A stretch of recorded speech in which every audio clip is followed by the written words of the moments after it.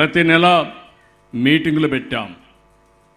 గ్రామాల్లో అధికార యంత్రాంగాన్ని పంపించాం, ఎస్ఐని పంపించాం, తహసీల్దార్ని పంపించాం, కలెక్టర్ని వెళ్ళమన్నాను. ఎక్కడ కూడా దాడులు చేయడానికి వీలు లేదు. దళితుల హక్కులు కాపాడమని ఆదేశాలు ఇచ్చాను. అలాంటివి చేసిన తర్వాత ఈరోజు నాకు ఎక్కడా కంప్లైంటే రావడం లేదు.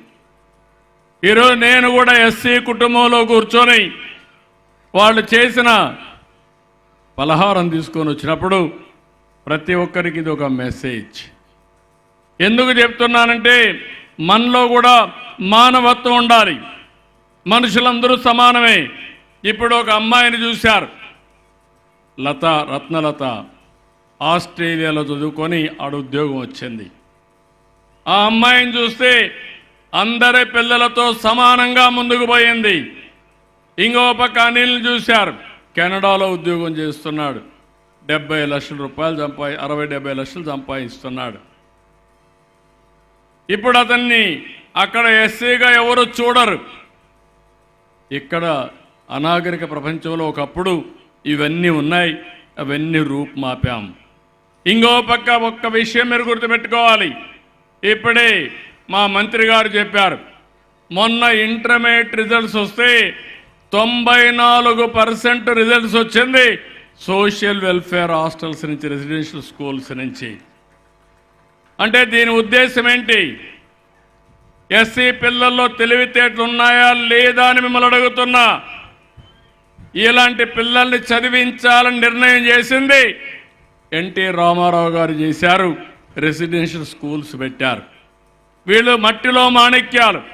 ఈ పిల్లల్ని బాగా చదివిస్తే ప్రపంచాన్ని శాసిస్తారనే ఉద్దేశంతో రెసిడెన్షియల్ స్కూల్స్ పెట్టారు. నేను కూడా ఆలోచిస్తున్నా, అనేక ప్రయత్నాలు చేశా.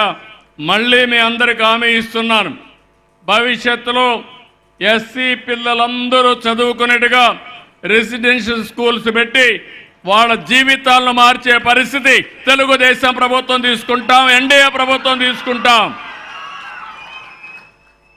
ఒక్కసారి ఆ ఇద్దరి పిల్లలను చూశారు. ఆ ఇద్దరి పిల్లలకి చదివించాం. సరైన సమయంలో నేను ఒక 10 లక్షలు ఇచ్చాను. రత్నలత తండ్రి ఇక్కడ ఎంత ఆనందం పడ్డాడంటే భావోద్వేగం చూశారు మీరు.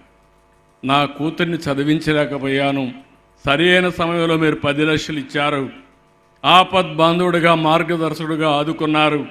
ఇప్పుడు నా కూతురు జీవితం బాగుపడింది, ఆ అమ్మాయి నన్ను చూసుకుంటుందని కళ్ళ నీళ్లు పెట్టుకున్నాడు. ఆనంద బాష్పాలుగా వచ్చాయి.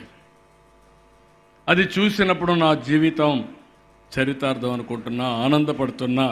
ఇలాంటి పనులు చేసినప్పుడు ఉండే తృప్తి సమాజంలో దేని మీద రాదని కూడా మీ అందరికీ తెలియజేస్తున్నా. అందుకనే ఈరోజు ఇంకొక పక్కన దగ్గర మీరు చూస్తే 8 లక్షల ఎకరాలు భూమిని కొనుగోలు చేసి దళితులకు పంచిన పార్టీ తెలుగుదేశం పార్టీ.